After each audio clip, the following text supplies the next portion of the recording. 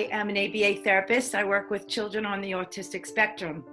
My population is between the ages of 18 months and 5 years old.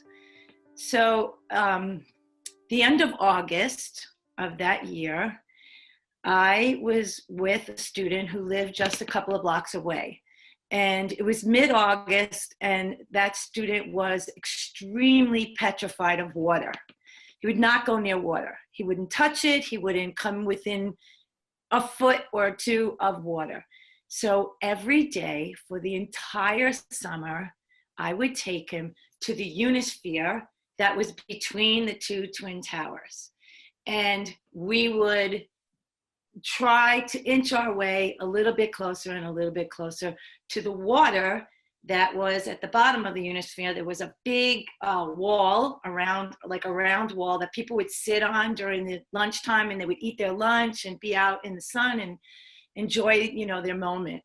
And so every single day of that summer, I would bring him there, and we would try, and we would not be successful, but maybe we'd get an inch. And I'm talking, we were like a lot of feet away from it, you know, and he would be like, no, no, no.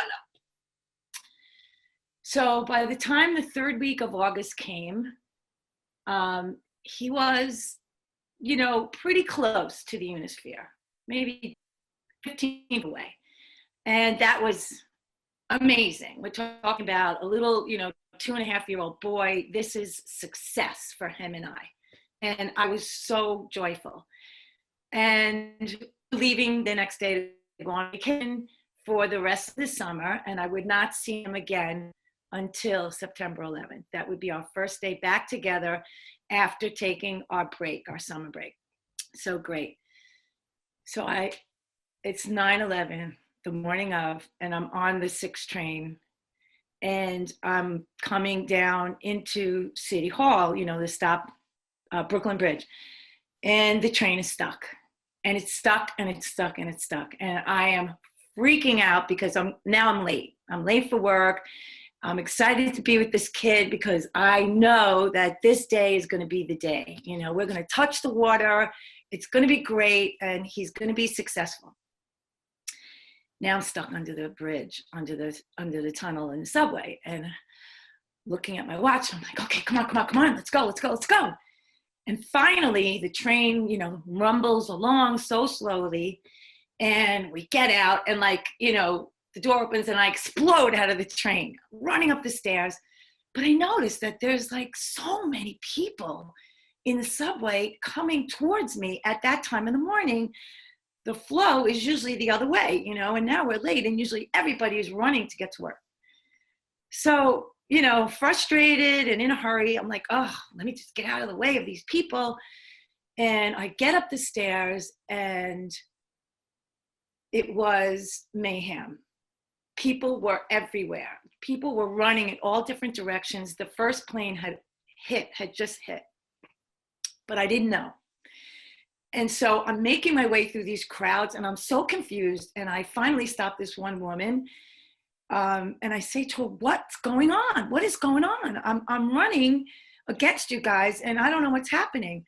And she didn't speak English very well, but she was able to say, the plane hit. And with that, I look up, and I see the plane is stuck in the tower. And I'm like, oh my God, you know, that's all I could say. Now, being married to a New York City firefighter, you know, my first response was, oh my God, I got to get there. And I got to help everybody, you know, and people are going to be so hurt and injured, and I just want to go help. So I'm making my way through this crowd. There's shoes, there's things, people's belongings, paper everywhere, flying all over. And people are just running and screaming towards me. So as I'm running towards the tower, I look up, and I can see things are falling. So I'm like 2 or 3 blocks away, and I can see things are falling from the building. And my gut says to me, okay, hang on. If you keep on running, you know, there's a chance you could get hit by whatever that is that's falling. I'm thinking to myself, you know, it's debris from the plane, and could be glass from the windows breaking, etc. I don't want to get hurt and I could get killed. So let me turn around and get to my kid's house, which is right there on Warren Street. So I do a U-turn and I start to run to my kid's house. And I'm thinking, about my husband responding and all my friends, firefighters, etc. So I get to my student's house, and when I get inside, the nanny is there with my student, and she is in a major panic. And with that, now the second plane hits, and she is just beside herself. And I start to say to her, "Where is Beth?" That was mom. "Where is she? Where is she?" And she's like, "She's out on the street going to get her daughter." So I go, "Okay, I'll be right back." So I run back out to go get and help the mom and make sure that the mom and the daughter are okay. And I meet them, just right there in front of the building. And I'm like, "Okay, come on, get in. And, the streets now are just insane. There's just so much going on. The planes are both in there, the fire, everything."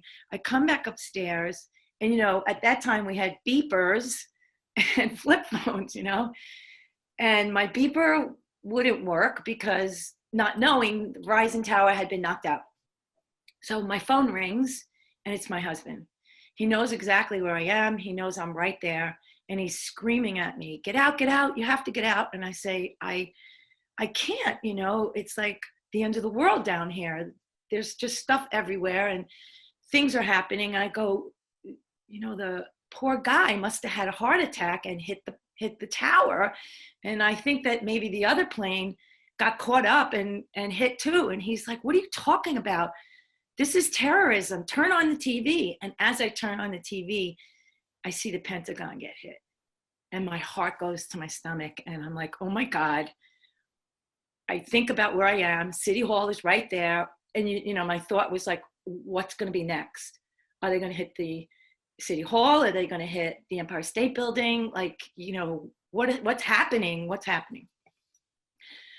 So as I'm talking to him, he asks me to explain to him what I can see.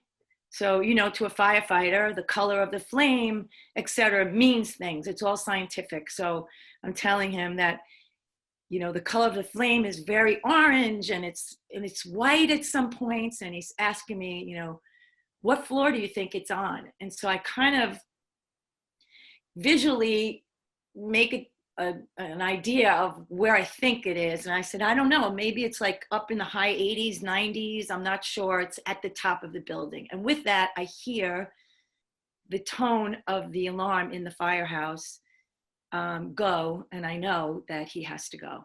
And he goes, "I have to go," and just hangs up.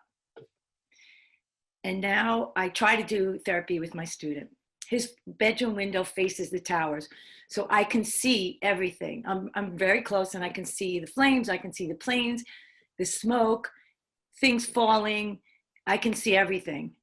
And I'm trying to focus and do therapy with my student, but I'm extremely obviously distracted and worried because I know my husband is on his way there. And at one point, I just realized that, this is ridiculous and I can't focus. I can't do this therapy with my student. So I stop at that point and I start to look at the building and I see the edges of the building start to bow out. And I see the beams bending outwards. And I start to scream, "Oh my God, the tower's gonna fall." And I can see, them straining the opposite way. And I can hear, I'll never forget that sound. I can hear the steel like groaning almost, because it was straining so much, I guess, against all the weight of the building.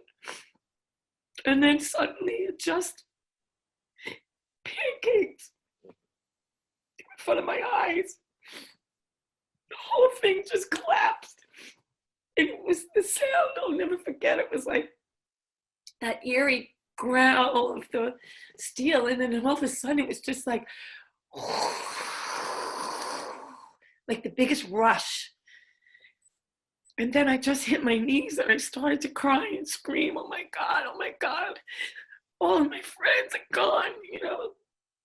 And so I ran to the living room, and this big ball of dark smoke was coming towards the window of the apartment that we were in. And so I said to everyone, get down, because, you know, in my head, I didn't know what was going to come through the window, you know, with the force of that collapse, you know, who knows what steel or whatever. So I grabbed everybody, we all got down and covered our heads, and the room was so eerie. The room went dark, pitch dark for like what felt like forever, you know, and it was probably, I don't know, you know, a minute, whatever. And then slowly the light came back into the room and we were okay and nothing came through the windows. But I got up and I took my finger and I swiped it across her windowsill, and my hand was covered in dust that had been forced through the window. And I said, okay, guys, you know, we have to start to think about what we're going to do. You know, we have to get out of here. This is not good. And then you could hear the recordings in her building through the PA system, I guess. They were saying, you know, evacuate, you know, everyone needs to be out of this building by this time. And there'll be no water, there'll be no electricity, there'll be nothing. Everybody needs to get out. So the nanny at that point completely freaked out and she left. She had to get out. So we let her go. And I stayed with the mom and the two kids. And, you know, we started to plan like what we were going to do. And the mom was extremely stressed out and crying because her husband works in New Jersey and he had taken the PATH train, which, you know, was underneath the tower. So we didn't know if he, you know, was alive or if he was gone. And we had no phone call or anything like that. So there was just so much emotion and stress and, you know, fear of what was going to happen next and what was going on with our world. Like, how could this happen in New York City and to us, you know? And so finally by 1 o'clock in the afternoon, I was, you know, my skin was crawling and I needed to get out of there. And I had 2 Rottweiler dogs, you know, that I knew were all the way up on 93rd Street and First Avenue. I didn't know where my husband was at that point. And I just wanted to go home. You know, I wanted to get out of there and go home and try to make sense or figure out what was going on. So I begged my friend, who now is my very dear friend, to come with me home to my house. And she wouldn't leave, you know, obviously because her husband still hadn't contacted her, and she refused. And so I just said, okay, you know, I have to go. I need to make sure everything's okay at home, and we'll be in touch. And so I left the building, and I'll never forget walking out the door, and there was just dust on the cars, like so thick and so high, just piled on all the cars. And every step I walked, I would kick up, dust would just kick up around me. And it was just silent, eerie silent. And I turned around and I looked and I saw that image that you see on the stamp that later became, you know, a stamp, postal stamp, of the tower, just the piece of it stuck in the ground, and all the debris and all the smoke at that point, you know, was just pouring up, and clouds of smoke and dust everywhere. And I mean, I was sobbing. I just, you know, you cried uncontrollably because it was so surreal. Your brain couldn't figure out and make sense of any of it. It just was like, what is going on? What happened? At the same time, you know, again, I knew that many of my firefighter friends were gone. And so I I turned around, I looked at that image, and then I turned around and I started to make my way north, and I got to the corner of her block, and I went to turn left for some reason, which didn't make any sense because that would be going west. And I don't know, I guess I wasn't really thinking. And boom, this soldier was there. And he had a machine gun in his hand and all his gear. And he just started yelling at me, you know, go north, go north. And I was like, okay, you know. And I turned around again and I saw the image again of the building, of the tower, the pieces and the crumble. And I just pushed myself forward going north. And I literally cried the whole way. And, you know, I just kept turning around because, again, you just couldn't believe it was real, and that I had experienced this whole thing. So I'm walking north, and as I'm walking, you know, the black planes that they used were flying over, and so I could hear that, and I would look up and I could see them, and they were so low, you know, they were really so low, and it was just so unnatural in New York City for us to have all this military and these planes flying so low. It was so scary, you know, and as you walk, you were just so fearful because you didn't know if people were going to pop out and, you know, shoot you or what. So I kept walking north and I hit like, I don't know, maybe 23rd Street or somewhere in the 20s. And I needed to use the bathroom so badly. And so I came upon this church. It was just there, and this priest was sitting outside, and I said to him, Father, please, can I go in? And he was like, of course. And he had water, and going in the church, I thought, you know, it would only be me. You know, I was like, okay, I'll go in. And I got in the church, and the church was packed with people. Everybody was just sobbing and praying, and it was, you know, unbelievable. It was such a feeling of community and camaraderie and, you know, New York coming together. And, you know, at the same time, the sadness, you know, that everybody there had probably lost people, and all these people, we were all so scared and confused. And so I just prayed for a bit, and then, you know, I left and I made it home. It took me, I don't know how long, over an hour, I'm sure, to get back to my neighborhood. And even up there on 96th Street, there was a mosque, and it was completely at that point surrounded by police, and no one, you know, you couldn't go near it or anything. There was hundreds of people all over the street, everywhere. And as I walked home, it was just like this flow, this river of people all going the same direction, and nobody talked. Everybody was just silent, and everybody was just crying and just focused on going north. And it was just so sad. And so, you know, I got in my house, and my phone was ringing off the hook, of course, because so many of my friends, all my people knew that my husband was a firefighter and wanted to know if he was okay, et cetera, et cetera. I didn't see my husband for 3 days. I had no contact with him, no communication whatsoever. I didn't know if he was alive. I didn't know if he was okay or anything. And I would walk my dog to the firehouse because it was up on 102nd Street. It worked a 43 truck, you know, and I would go there because that was my home, my second home. You know, those were my people, my family, those guys. And we were all so tight and close. We'd been together forever. And so I'd go there with my dog and hope that, you know, maybe he would be there. But when I got there would be nobody that I knew because all the companies had responded from Manhattan. They were all downtown, and other companies from other boroughs were replacing the guys in the firehouse. And so I wouldn't know anyone. And I would just go and say, guys, do you know anybody from 43? Has anybody come back? Has anybody here? You know, have you heard anything? And no one had any information. Nobody knew.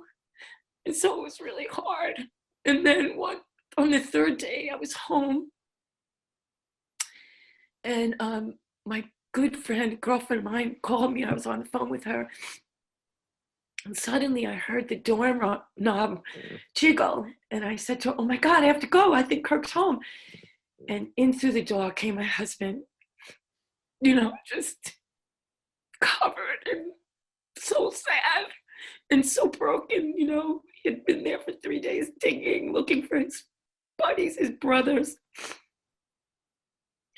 And he came in and we just didn't even speak. We just cried. And I got him to go into the tub, and just soak.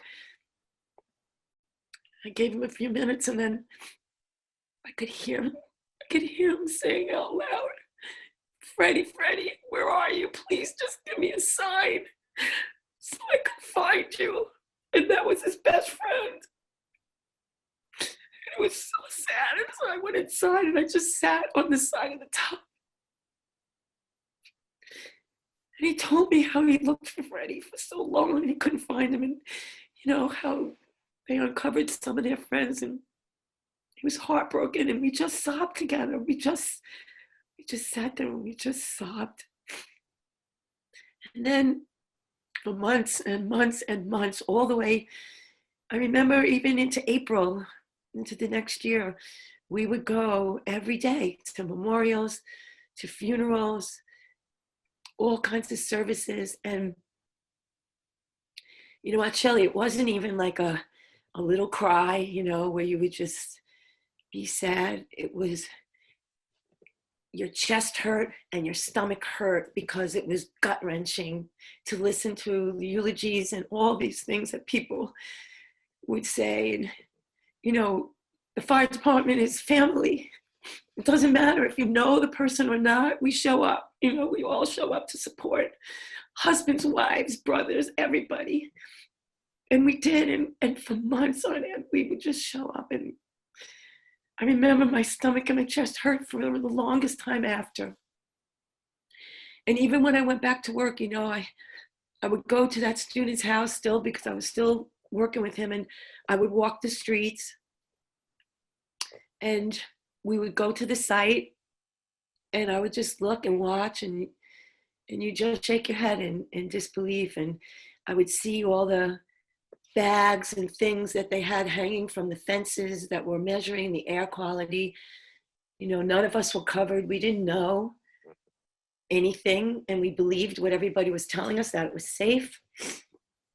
And we were all inhaling this air. And, all these years later, 20 years later, we've lost so many friends from 9/11 related illnesses and weird things. And we just, a couple of years ago, lost our friend Jimmy from 9/11 related brain cancer. We visit him every day till he didn't even know who we were anymore, until he was gone. And it doesn't end.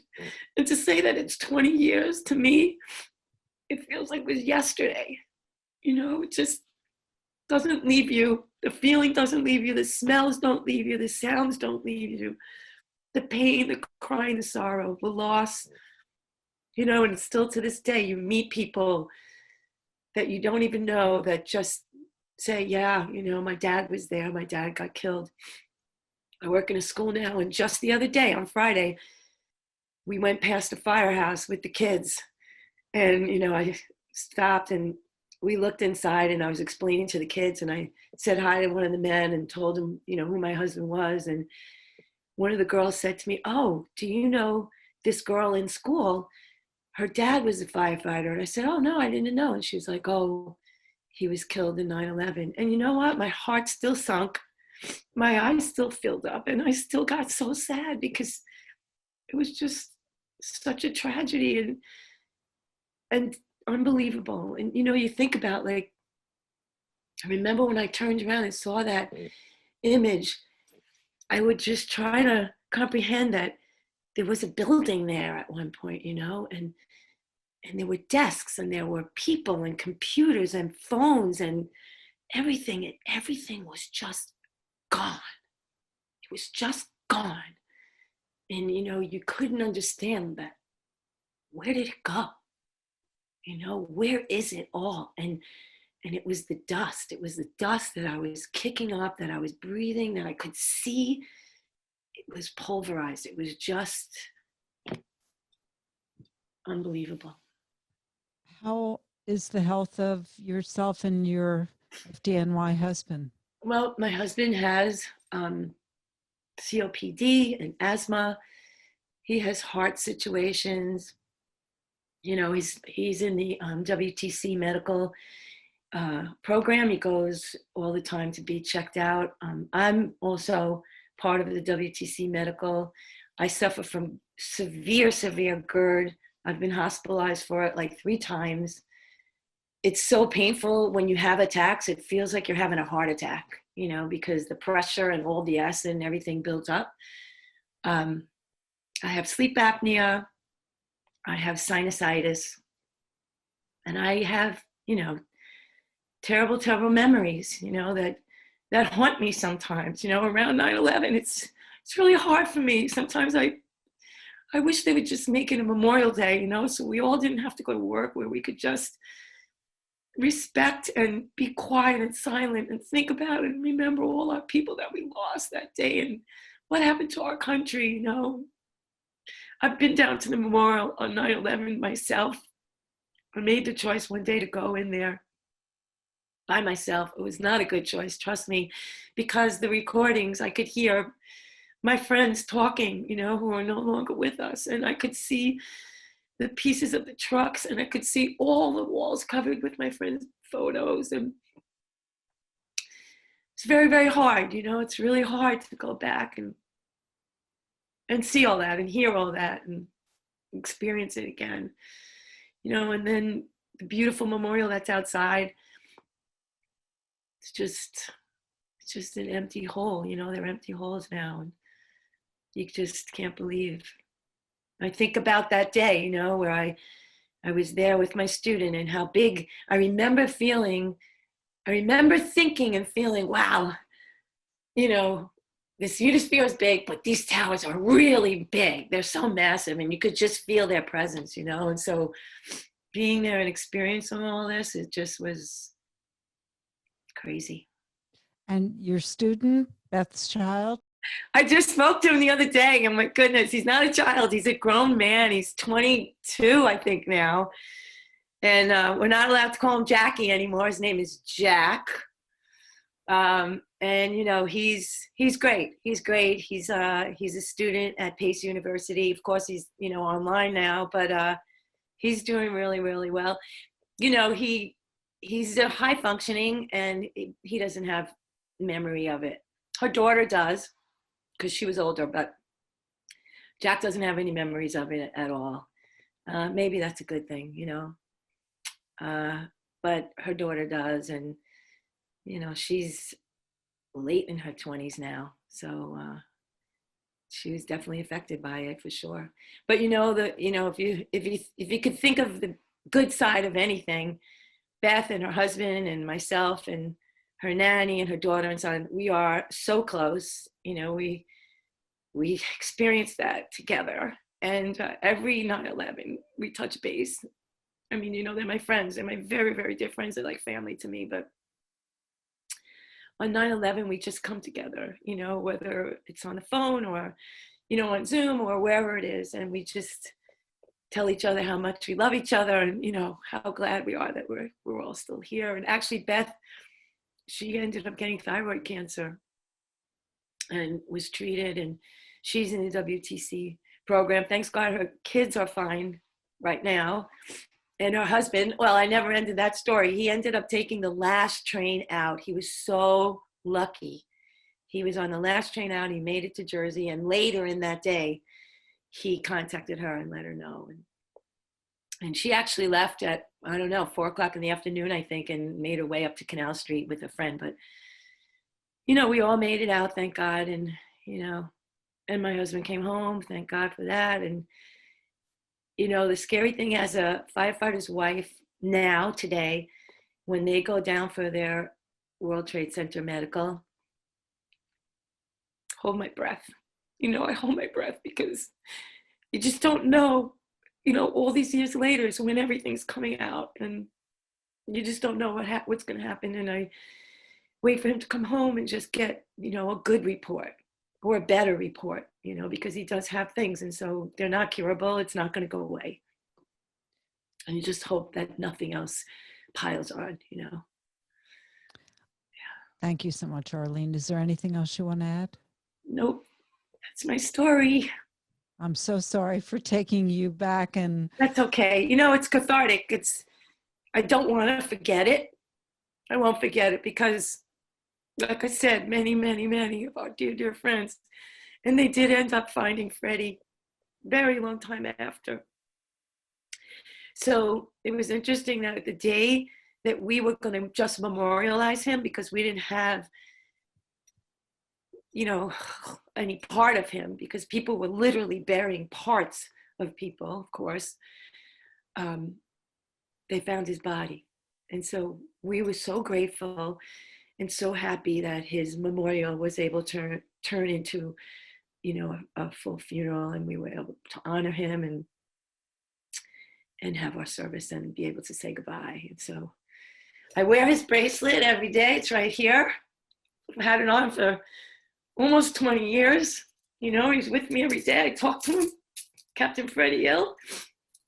And I take him with him wherever I go. And in tough times, I tell him to help me out, and all the rest of my friends that are up there. Every 9/11, I have a beautiful cross that Kirk, my husband, was able to get from one of the celebrations they had. They made this beautiful Maltese cross out of the steel from the 9/11 buildings, the towers. And I have it on my window. I face south in Manhattan, and I just light candles every 9/11. And I talk to the guys, all my friends that are up there. I just say, hi, guys, we still remember you. We'll never forget. We love you forever. We'll see you again one day. thank you, Arlene. You're welcome.